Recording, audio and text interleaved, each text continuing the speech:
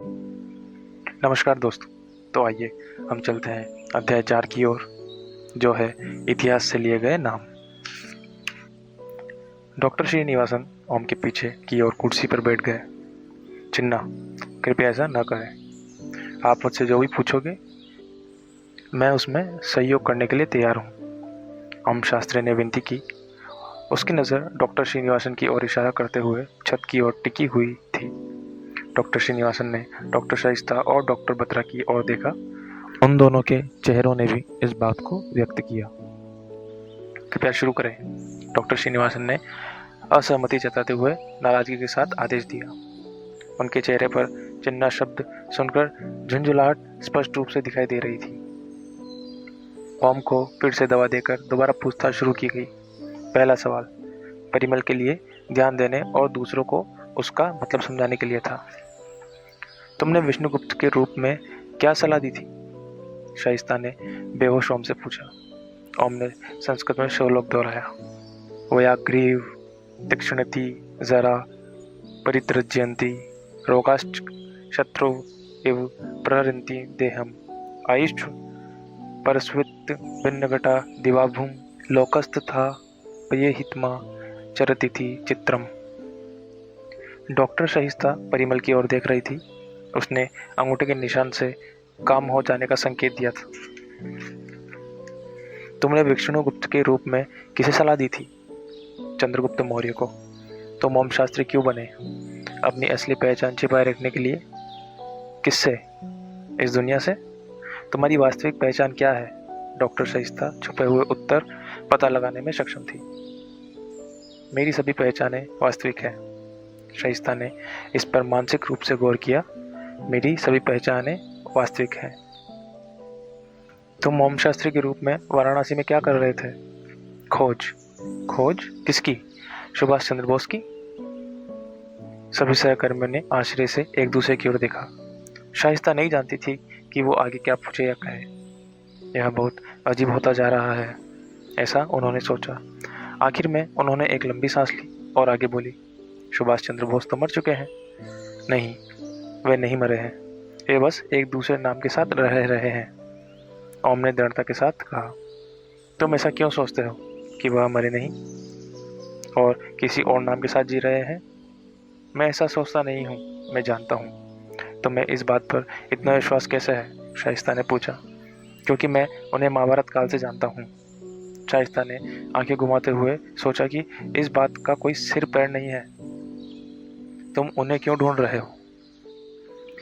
इस प्रश्न के जवाब ने अभिलाष को हिलाकर रख दिया। क्योंकि वह अश्वत्थामा है। अश्व क्या? शाइस्ता को समझ नहीं आया। अभिलाष। अश्वत्थामा का नाम सुनकर उसकी बातें गौर से सुनने लगा और शाइस्ता की ओर आने लगा। अश्वत्थामा, ओम ने दोहराया। उससे पूछे कि वह किस अश्वत्थामा की बात कर रहा है। अभिलाष ने शाइस्ता के कान में धीरे से कहा।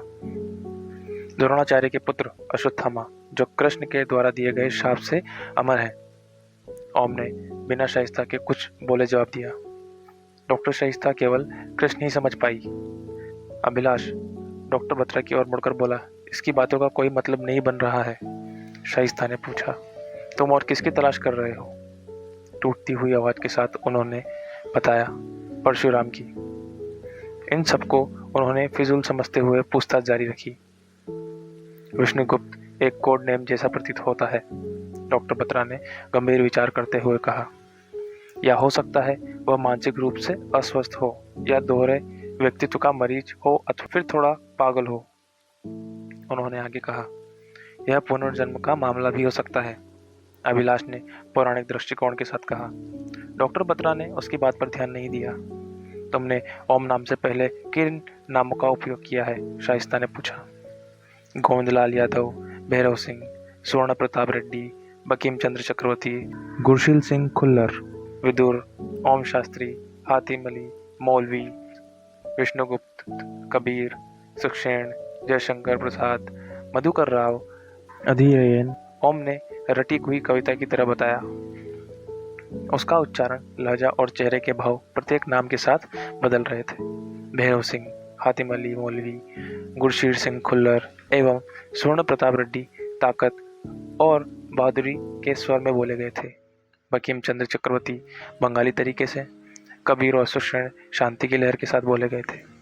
उस कमरे में हर कोई उसकी स्वाभाविक और त्रुटि रहित प्रक्रिया से अचंभित था। यहाँ तक कि सबसे अच्छे अभिनेता भी यह इतने अच्छे से नहीं कर सकते थे। शाइस्ता ने तनाव दर्शाते हुए अपना सिर पकड़ लिया। डॉक्टर श्रीनिवासन भी पहली बार हैरान थे। एलएसडी ने ओम के द्वारा बोले गए सभी नामों को लिख लिया था।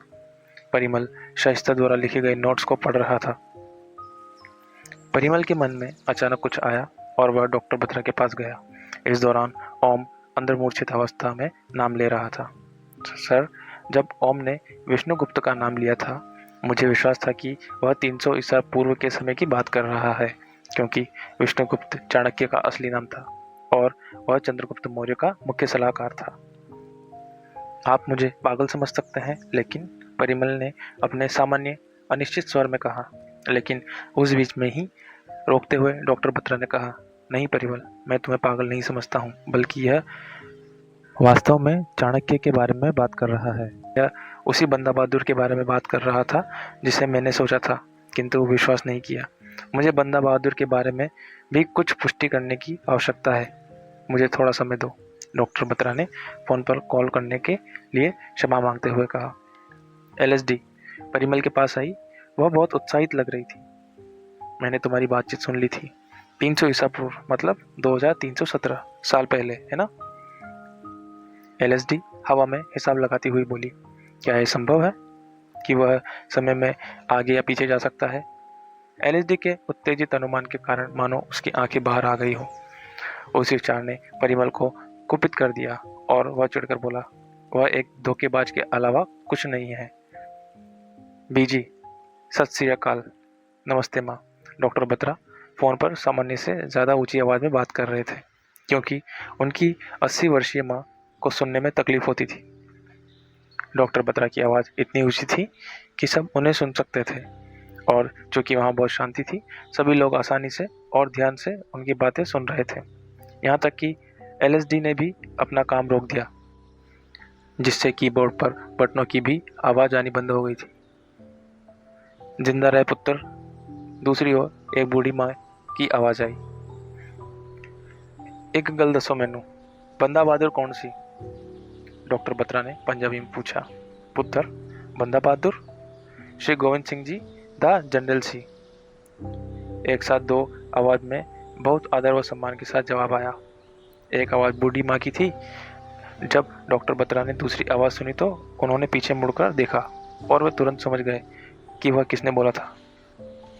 वे ओम को सभी सवालों के जवाब जो वे अपनी माँ से पंजाबी में पूछ रहे थे देते देख चौंक उठे, क्योंकि ओम उनका जवाब अर्धमूर्छित अवस्था में ऐसे दे रहा था जैसे वह सवाल उससे किए गए हों। यह असाधारण था। डॉक्टर बत्रा के पैर डगमगा रहे थे, क्योंकि जो कुछ भी हो रहा था वे उसकी व्याख्या करने में विफल थे। वे पहले से ही बहुत कष्ट में थे और जल्द से जल्द इस जंजाल से बाहर निकलना चाह रहे थे। उन्नत दा इंतकाल किस तरह होया सी? डॉक्टर बत्रा ने अपनी माँ से फ़ोन पर धीरे से पूछा, लेकिन ओम को ध्यान से देख रहे थे। उन्होंने मुगल बादशाह फर्रुख सिर ने मरवाया सी। उनके फ़ोन से और एक उनके पीछे से आवाज़ आई। इससे डॉक्टर बत्रा हैरान रह गए और उन्होंने अपनी बातचीत को दूर से जारी रखने का फैसला किया, जहाँ से उन्हें सुना न जा सके। वे कमरे से बाहर चले गए। कमरे में सभी लोग हैरान थे। वे इस बात की पुष्टि कर सकते थे कि वह प्राचीन काल की बात कर रहा था और सभी सवालों के जवाब उसी भाषा में दे रहा था जिसमें वे पूछे जा रहे थे, पंजाबी। लेकिन कोई नहीं जानता था कि क्यों। वहाँ भी शांति भंग करते हुए वीरभद्र अंदर आया। वह हाँफ रहा था, जिससे पता लगा कि वह भागते हुए आया था। उसने एक बार ओम शास्त्री को देखा और लंबे लंबे कदम रखता हुआ अंदर बढ़ता गया। एमी एंदी, क्या हुआ? डॉक्टर श्रीनिवासन ने तेलुगु में पूछा। वीरभद्र के हाव भाव देखकर उन्हें सबको बातचीत में शामिल करना ठीक नहीं लगा। वर्षम तोंडी, बारिश हो रही है, भयभीत वीरभद्र ने जवाब दिया। आए थे यानी कि, तो क्या हुआ? डॉक्टर श्रीनिवासन ओम शास्त्री को लेकर पहले ही बहुत परेशान थे। उन्हें एक नया नाटक नहीं चाहिए था। पत्नी की गंटल कृतम येना तेलुसंडी, मतलब कि उसे घंटों पहले ही यह बात कैसे पता थी? वीरभद्र ने ओम की तरफ इशारा करते हुए पूछा। ओम ने भी उसी भाषा में कुछ बोलना शुरू कर दिया। मेलंगा उष्णोग्रता मुंडू 2 डिग्री तंगिंडी तरुवाता इडा 5 डिग्री ओरुकू तंगुमुखम पंडित्ती गालिलो तेमा अनिपिंटिंडी तड़ी मट्टी सुवासना ओचंडी गाली 40 किलोमीटर वेगम तो वोस्तोंदी वर्षम ओस्तोंदी अनि अनुकुकनुम, यानी कि तापमान 2 डिग्री नीचे गिर गया था। उसके बाद और 5 डिग्री हवा 40 किलोमीटर प्रति घंटे की रफ्तार से चलने लगी थी। मैं हवा में उमस महसूस कर सकता था और गीली मिट्टी की सुगंध भी, इसलिए मैंने अनुमान लगाया था कि बारिश होगी। ओम शास्त्री ने निश्चित रूप से उत्तर दिया। आप सब लोग क्या बात कर रहे हो? डॉक्टर बत्रा ने बीच में कमरे में प्रवेश करते हुए कहा। बाकी सब बेसब्री से जवाब का इंतजार कर रहे थे। वीरभद्र ने डॉक्टर बत्रा और बाकी लोगों को समझाना शुरू किया। तभी डॉक्टर श्रीनिवासन ने कहा, कुछ नहीं। किसी ने कोई प्रतिक्रिया नहीं दी। डॉक्टर शाइस्ता एक बार फिर से परेशान थी कि वे ओम शास्त्री से क्या पूछे, और इसलिए वे अगले आदेश के लिए अपनी बॉस की ओर देख रही थी। 1 घंटा पूरा होने आया था और जैसे कि डॉक्टर बत्रा को उम्मीद थी, ओम शास्त्री ने फिर से होश में आने का संकेत दिया। सेशन खत्म हो चुका था, शाम होने वाली थी। कुछ भी योजना के अनुसार नहीं हुआ और उनके पुराने सवालों की जगह अब नए सवाल खड़े हो गए थे। इनमें से अधिकतर सवालों के जवाब उन लोगों के पास थे जो जानबूझकर उन्हें छुपा रहे थे। हमें बात करने की जरूरत है, डॉक्टर बत्रा ने डॉक्टर शाइस्ता से कहा। हम सबको बात करने की जरूरत है, डॉक्टर शाइस्ता ने थक हार कर कहा। ओम शास्त्री फिर से होश में आ गया था। उसके चेहरे पर उदासी का भाव था, क्योंकि उसे एहसास हो चुका था कि उससे अपने कुछ और रहस्यों का खुलासा हो गया था। डॉक्टर श्रीनिवासन छोटे अंतराल की घोषणा करते हुए कमरे से बाहर निकल गए। डॉक्टर बत्रा ने डॉक्टर शाइस्ता को दरवाजे के पास बुलाते हुए कहा, आप मुझे लॉबी के आखिरी छोर पर मिलिए। मुझे लगता है हम सबको मिलना चाहिए। शाइस्ता ने उसी आशंका से जवाब दिया। एलएसडी ने एकदम से आकर कहा, सर मुझे कुछ मिला है? यहाँ नहीं, हमारे साथ आओ। डॉक्टर बत्रा यह कहते हुए उसे अपने साथ लेकर चले गए। मैं बाकी सबको बुलाकर लाती हूँ, डॉक्टर शाइस्ता ने कहा। सभी कक्ष से बाहर चले गए और वीरभद्र गार्ड्स के साथ ओम शास्त्री पर नजर रखने अंदर आ गया। लॉबी के आखिरी छोर पर पहुंचकर परिमल ने सबसे पहले बात शुरू करते हुए कहा, वह अलग अलग सदियों का जिक्र नहीं कर रहा, वह अलग अलग युगों की बात कर रहा है। ऐसा कैसे हो सकता है? डॉक्टर शाइस्ता ने कहा, यह आदि मेरी समझ में नहीं आता। वह कहता है कि उसका नाम ओम शास्त्री है, लेकिन उसी समय रामायण का शिक्षण और महाभारत का विदुर होने का भी दावा करता है, जिसका मतलब यह है कि वह चाहता है कि हम यह मान लें कि उसने उम्र में बढ़ना बंद कर दिया है। इसके अतिरिक्त वह सुभाष चंद्र बोस को अश्वत्थामा मानकर उनकी खोज कर रहा है। आखिर वह है कौन? सवाल यह है कि वह है क्या, डॉक्टर बत्रा ने चिढ़कर कहा। एलएसडी, तुम्हें क्या मिला? उन्होंने पूछा। सर, बहुत चौंका देने वाला तथ्य। मुझे ओम शास्त्री के बैंक खातों के बारे में पता चला है। उन सब में काफी धनराशि है और वे सब देश के अलग अलग राज्यों में हैं। और? डॉक्टर बत्रा ने पूछा। पहचान के तौर पर सभी खातों पर उसकी फोटो है। मैंने उसकी फोटो का इस्तेमाल उसके द्वारा बताए गए सभी नामों के विषयों में जानकारी ढूंढने के लिए किया। मुझे पता चला कि प्रोतिम दास के पास एक वैध ऑल इंडिया ड्राइविंग लाइसेंस है, गोविंदलाल यादव के नाम से। एक मतदाता पहचान पत्र है, बंकिम चंद्र चक्रवर्ती के नाम पर पासपोर्ट, मधुकर राव के पास डीएसपी के लगभग 70 साल पुराने कई सारे बॉन्ड्स और शेयर हैं।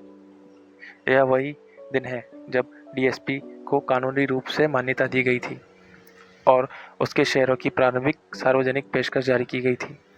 वे शेयर मधुकर राव के पिता वेंकट रमन्ना राव के द्वारा खरीदे गए थे। वेंकट रमन्ना राव के मौजूदा खातों पर भी ओम शास्त्री की फोटो है। ओम शास्त्री की उम्र 40 साल है और मधुकर राव के पिता की मौत भी सरकारी रिकॉर्ड के अनुसार 40 की उम्र में ही हो गई थी। मैंने उसके द्वारा बताए गए सभी नामों की पिता संबंधी जानकारी को देखा। अलग अलग नाम, एक ही चेहरा। इसका मतलब है कि वह 40 से 50 वर्ष के अंतराल के साथ पिता और पुत्र दोनों था। ऐसा उसके द्वारा लिए गए सभी नामों के मामलों में है। लॉकर की बात करें तो गुरशील सिंह खुल्लर के नाम से पंजाब में पंजाब नेशनल बैंक का एक लॉकर है। एसपी रेड्डी हैदराबाद में आंध्रा बैंक के एक लॉकर का मालिक है। गुरशील सिंह के पिता को छोड़कर किसी का कोई पुलिस रिकॉर्ड नहीं है और उनका चेहरा भी ओम शास्त्री के चेहरे से मेल खाता है। वह भारत पाकिस्तान के बॉर्डर पर पकड़ा गया था। वह उन लोगों में से एक है जो पाकिस्तान की जेल में कैद थे। यह सभी नाम प्रतिष्ठित संस्थानों और विश्वविद्यालयों से शिक्षित हैं। अधिरेयन एक डॉक्टर है। बीसी चक्रवर्ती ने पेरिस की यात्रा की है, लेकिन मुझे विष्णुगुप्त के बारे में कुछ नहीं पता चला और न ही चंद्रगुप्त। उसके द्वारा बताए गए नामों में से किसी से जुड़ा है। यही हाल विदुर और संजय का भी है। एलएसडी को अपनी कला पर गर्व था। इससे पहले कि एलएसडी आगे बोल पाती, डॉक्टर बत्रा ने विचार करते हुए पूछा, उसकी माँ के बारे में कोई जानकारी? जब वह छोटे थे तब उनकी माताओं की मृत्यु हो गई थी। उनकी कोई तस्वीर नहीं मिल सकी। इन सभी नामों को केवल उनके पिता ने पाला है। यह एक संयोग नहीं हो सकता, डॉक्टर शाइस्ता ने कहा। उसने कहा था कि उसकी सभी पहचानें वास्तविक है। शाइस्ता ने विचार किया। क्या तुम्हें सुभाष चंद्र बोस और इन सभी लोगों के बीच कोई संबंध मिला? डॉक्टर बत्रा ने पूछा। थोड़ा बहुत, जैसे कि कुछ अजीब वास्तविक तथ्य जिनका दावा कुछ लोगों द्वारा सुभाष चंद्र बोस की जानकारी के संबंध में किया जाता है। एलएसडी ने खुलासा किया, यही कि उनकी एक विमान दुर्घटना में मौत हुई थी। यह सबको पता है, परिमल ने हकलाते हुए पूछा। उसकी आंखों में चिंता साफ दिखाई दे रही थी। हाँ, लेकिन इसके अलावा भी मुझे एक बहुत अजीब चीज का पता चला।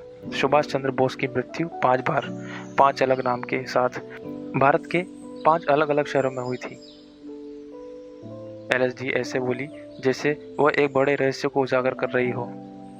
क्या? सभी एक साथ चिल्लाए। यह तो होना ही था। संसार के बाहर की हर वस्तु अंदर इस आदमी से जुड़ी हुई है, डॉक्टर बत्रा ने आरोप लगाते हुए कहा। एलएसडी डॉक्टर बत्रा के मजाक पर मुस्कुराते हुए आगे बोली, सुभाष चंद्र बोस का जन्म 23 जनवरी 1897 को हुआ था। वे एक भारतीय राष्ट्रवादी थे जिनकी अवज्ञा आंदोलन में देशभक्ति ने उन्हें भारत का नायक बना दिया था। लेकिन दूसरे विश्व युद्ध के दौरान भारत को अंग्रेजी हुकूमत से आज़ाद कराने के प्रयास में उन्होंने नाजी जर्मनी और साम्राज्यवादी जापान से सहायता ली थी, जिसने एक उलझन भरी विरासत दी। माननीय नेताजी 1920 और 1930 के दशक में इंडियन नेशनल कांग्रेस के नेता थे और वे 1938 एवं 1939 में कांग्रेस के अध्यक्ष बने। लेकिन महात्मा गांधी और कांग्रेस के उच्च अधिकारियों से मतभेद के कारण उन्हें कांग्रेस के नेतृत्व से निष्कासित कर दिया गया था। सन 1940 में भारत से बाहर जाने से पहले उन्हें अंग्रेजों द्वारा घर में नज़रबंद रखा गया था। माना जाता है कि सुभाष चंद्र बोस की मृत्यु अगस्त 1945 में ताइहोकू फार्मोसा में, जिसे अब ताइपेई ताइवान कहा जाता है, एक विमान दुर्घटना में हुई थी। कई बुद्धिजीवियों की राय है सुभाष चंद्र बोस की मृत्यु 3rd डिग्री बर्नर्स के कारण हुई, लेकिन उनके कई समर्थकों ने विशेष रूप से बंगाल में उनकी मृत्यु के तथ्यों या परिस्थितियों को मानने से इनकार कर दिया था और तब से इनकार करते ही आ रहे हैं। उनकी मृत्यु के कुछ घंटों के बाद ही साजिश भरी कहानियां सामने आई, जिसमें से कुछ आज भी कायम हैं, जिनमें बोस से संबंधित कुछ भयंकर काल्पनिक बातें हैं। बोस के जीवित होने की कथाएं वर्ष 1945 में ही काफ़ी प्रचलित हो गई थी, जब उन्हें दिल्ली में देखा गया था और माना जाता है कि उन्हें लाल किले में मारा गया था। लेकिन 15 साल बाद 1960 में पेरिस में ली गई एक तस्वीर में उन्हें देखा गया था। ओम का एक नाम बंकिम चंद्र चक्रवर्ती भी सन 1964 में पेरिस में सुभाष चंद्र बोस की खोज करने के लिए गया था। सन 1964 में 27 मई को सुभाष चंद्र बोस को भारत के पहले प्रधानमंत्री जवाहरलाल नेहरू के अंतिम संस्कार के समय भी देखा गया था। सन 1977 में एक बार फिर यह दावा किया गया कि वह मध्य प्रदेश के शिवपुकलक में एक संत का जीवन व्यतीत कर रहे हैं और वहीं उनकी मृत्यु और अंतिम संस्कार कर दिया गया था। इन सभी रहस्यमय कहानियों के बाद एक गुमनामी बाबा की कहानी ने जन्म लिया। वे अपने समर्थकों से पर्दे के पीछे से ही बात करते थे। उत्तर प्रदेश के फैजाबाद में गुमनामी बाबा के विश्वास पात्रों ने किसी तरह उनके 1944 में जर्मनी जाने का खुलासा कर दिया था। उसी साल और समय जब सुभाष चंद्र बोस जर्मनी में एडोल्फ हिटलर से मिले थे, उनके विश्वास पात्रों ने यह भी बताया था कि वह पेरिस की सुंदरता का गुणगान करते नहीं थकते थे। ऐसा कोई रिकॉर्ड नहीं जो गुमनामी बाबा के पेरिस जाने की पुष्टि कर सके, लेकिन सुभाष चंद्र बोस अवश्य ही वहां गए थे। गुमनामी बाबा के निजी मित्रों ने यह भी बताया था कि वे जब भी अपने सुभाष चंद्र बोस होने की खबर सुनते, तुरंत ही अपने रहने का स्थान बदल देते। माना जाता है कि उन्होंने 16 सितंबर 1985 को अपना देह त्याग किया था, लेकिन दिलचस्प बात इस तारीख में नहीं बल्कि उनके जन्मतिथि में है, जो संयोग से 23 जनवरी 1897 है, वही दिन जब सुभाष चंद्र बोस का जन्म हुआ था। यह कहने की जरूरत नहीं है कि ओम शास्त्री का विचार है कि सुभाष चंद्र बोस अभी भी जीवित है, और तो और वह उन्हें ढूंढ रहा है। एलएसडी को जो कुछ भी जानकारी मिली थी उसने वह सब बता दी। कुछ पल के लिए सब शांत थे। सारे टुकड़ों को जोड़ते हुए वे समझने की कोशिश कर रहे थे, लेकिन कुछ भी समझ नहीं आ रहा था। कुछ देर बाद डॉक्टर बत्रा ने कहा, परिमल, उस श्लोक का क्या मतलब था? परिमल ने विनम्रता के साथ हकलाते हुए जवाब दिया, बुढ़ापा मानव को बाघ की तरह डराता है। बीमारियां शरीर पर शत्रु की तरह वार करती है। जीवन फूटे मटके से पानी की तरह टपकता रहता है, फिर भी लोग दूसरों को नुकसान पहुंचाने के बारे में सोचते हैं। वे अपने क्षणभंगुर होने का एहसास नहीं करते। यह वास्तव में आश्चर्य का विषय है। यह उस श्लोक का सटीक अर्थ है। हम में से कोई यह नहीं जानता कि इस पूछताछ में हम किस दिशा में जा रहे हैं, लेकिन एक व्यक्ति है जिसके पास हमारे सारे सवालों के जवाब है, और समय आ गया है कि हमें पता चले कि हम यहाँ किस उद्देश्य से आए हैं। मैं डॉक्टर श्रीनिवासन के पास जा रहा हूँ। या तो मैं जॉब के साथ वापस आऊँगा, या इस जगह को अभी के अभी छोड़कर चला जाऊँगा। क्या कोई मेरा साथ देगा? डॉक्टर बत्रा ने पूछा। पूरे अध्याय को सुनने के लिए आप लोगों का बहुत बहुत धन्यवाद। Thank you so much. आइए मिलते हैं अगले अध्याय 5 खुले सूत्र।